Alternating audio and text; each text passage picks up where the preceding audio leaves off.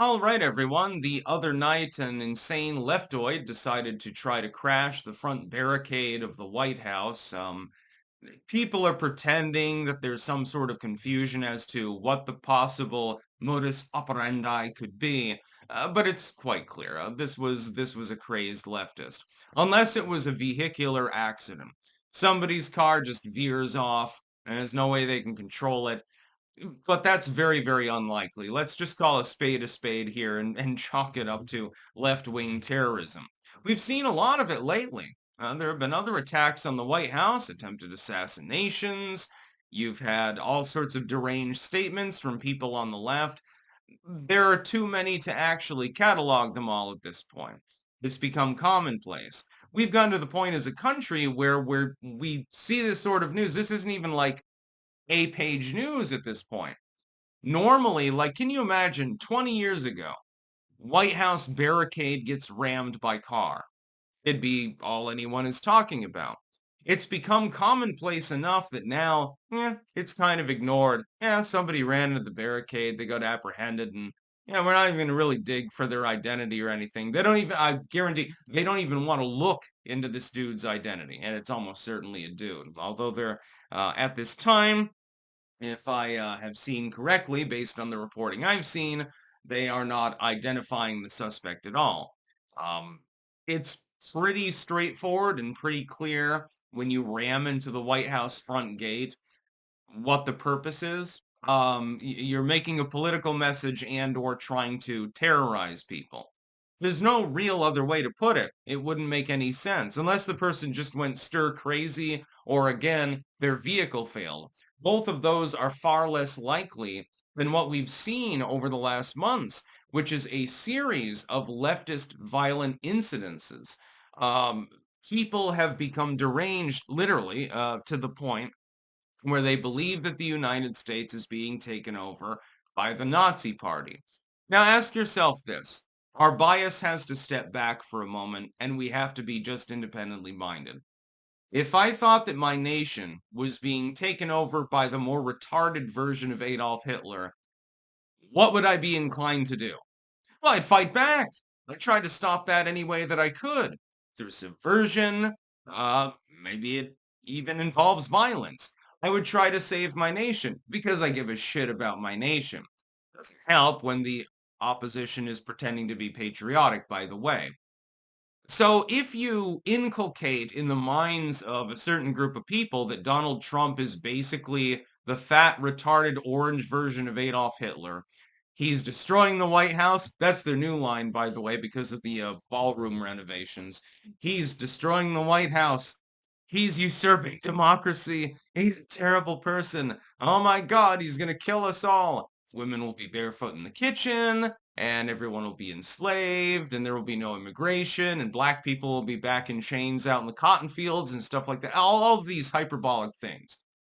If you genuinely have been driven to believe that sort of farce, and it is a farce, then you would be more inclined, potentially, to try and take action. They're trying to get Donald Trump killed. Come on, dude. You don't fucking try to fool me. At this point, the legacy media propaganda has become so sheer, they're just hoping that somebody fucking takes a shot. Just like with the ballroom stuff. Donald Trump is tearing down the White House. No, he's not.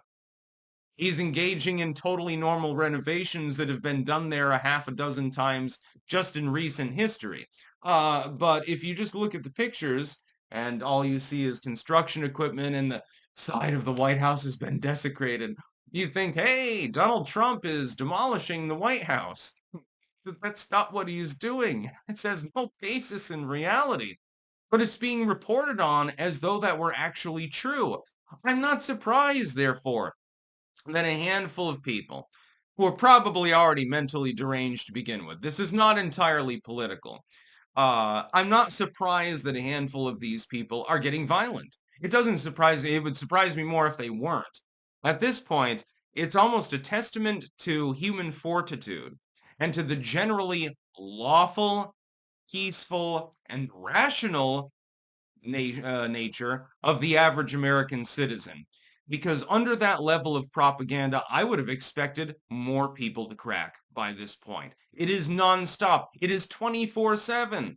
It's nothing but a cavalcade of lies 24/7. The fact that only a few people have ever attempted to take a shot or ram a gate or something like that honestly is interesting to me. Shows that maybe I underestimated the entire US population despite supposedly overestimating their peaceful nature. You've only managed to convince 4 or 5 people to try to do violent things to Donald Trump in the last half decade? That's actually pretty impressive. That's a terrible failure rate, by the way, and shows the legacy media and its capability of using its massive Soros investments to try to brainwash people. This is a leftoid.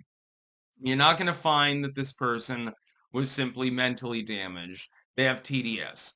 And they're probably on antidepressants. That seems to also be a very common thing. And because of that, they blame Trump for the fact that their pee-pee didn't get hard or something like that. So they decided to project, drive a car full of cartoons of Donald Trump with a micro penis or something like that. I wish that I were being hyperbolic because it makes no sense. It's completely retarded. The entire explanation that I have to make is almost as big a farce as the actual farce itself, but it's real. A very strange situation when you think about it. If somebody rams into the front gate of the White House, their intent is probably fairly obvious.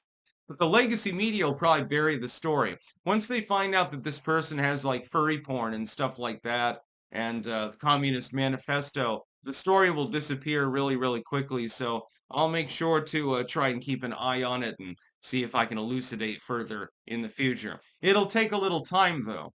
If this person had a Gadsden flag flying on the back of their car, it would be front page news right now. You'd know their name, the names of all their significant others, where they worked, all of their work associates, and everything else under the sun. There's a reason that you don't know that yet. That's about all. Peace out.